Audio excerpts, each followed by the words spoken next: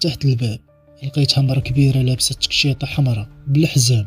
قلت لها مرحبا، شنو خاصك؟ قالت لي بغيناك وسكتات. قلت لها فاش؟ قالت لي بغيتك تغني لي في عرس بنتي.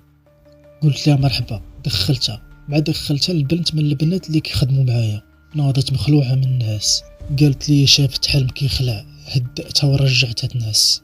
وانا رجعت عند هاد المرا، قلت لها امتى عرس بنتك؟ قالت لي هاد الليلة.